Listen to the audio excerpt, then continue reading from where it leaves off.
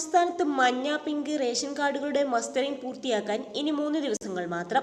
Ration card mustering November 30 വരെയാണ് സമയപരിധി നൽകിയിരിക്കുന്നത്. ഇനിയും 20 ലക്ഷം പേർ മസ്റ്ററിംഗ് നടത്താൻ ബാക്കിയുണ്ടെന്നാണ് കണക്കുകൾ. മസ്റ്ററിംഗ് നടത്താത്ത കാർഡുകളിലെ ജീവിച്ചിരിക്കുന്നവരെയും മരിച്ചവരെയും തിരിച്ചറിയാൻ ഭക്ഷ്യവകുപ്പ് പ്രത്യേക അന്വേഷണം നടത്തും. വിരലടയാളവും കണ്ണടയാളവും പൊരുത്തപ്പെടാത്തവർക്കായാണ് മൊബൈൽ ആപ്പായ മേരാ KYCയിലൂടെ മസ്റ്ററിംഗ് ആരംഭിച്ചത്. നിലവിലെ കണക്കനുസരിച്ച് 56,000-ലധികം ആളുകൾ ഈ ആപ്പ് ഉപയോഗിച്ച് മസ്റ്ററിംഗ് പൂർത്തിയാക്കി. ചിലയിടങ്ങളിൽ ആപ്പ് ഉപയോഗിച്ച് മസ്റ്ററിംഗ് നടത്താൻ കഴിയില്ലെന്ന പരാതി ഉയർന്നെങ്കിലും ആപ്പ് കൊണ്ടുവന്നത് നേട്ടമായാണ് വിലയിരുത്തപ്പെടുന്നത്. ഇനിയും മസ്റ്ററിംഗ് നടത്താനുള്ള 21 ലക്ഷം പേരിൽ മരിച്ചവർ എത്രയാണെന്നതിൽ ഭക്ഷ്യവകുപ്പിന് കൃത്യമായ വിവരമില്ല.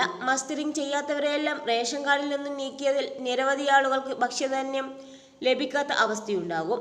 ഇത് ഒഴിവാക്കാനാണ് മരിച്ചവരുടെ വ്യക്തമായ കണക്ക് ശേഖരിക്കുന്നത്.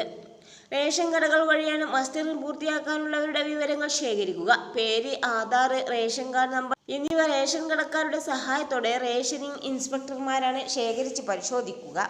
വിദേശ രാജ്യങ്ങളിലുള്ളവർ, ഇതര സംസ്ഥാനങ്ങളിലുള്ളവർ, കുട്ടികൾ തുടങ്ങിയ എല്ലാ വിവരങ്ങളും പ്രത്യേകം ശേഖരിക്കും. മസ്റ്ററിംഗ് സമയപരിധി അവസാനിക്കുന്ന നവംബർ 30-നകം ഓരോ താലൂക്കിലെയും അന്തിമ കണക്ക് ലഭ്യമാക്കും. തുടർന്ന് തുടർ നടപടികളിലേക്ക് കടക്കുകയും ചെയ്യും. കേരളത്തിൽ മഞ്ഞ, പിങ്ക് കാർഡുകളിലായി 1.53 കോടി ആളുകളാണുള്ളത്. 1.31 കോടി ആളുകൾ മസ്റ്ററിംഗ് പൂർത്തിയാക്കി. നിലവിൽ ദിവസം ശരാശരി 10,000-ലേറെ പേർ മസ്റ്ററിംഗ് നടത്തുന്നുണ്ടെന്നാണ് റിപ്പോർട്ട്.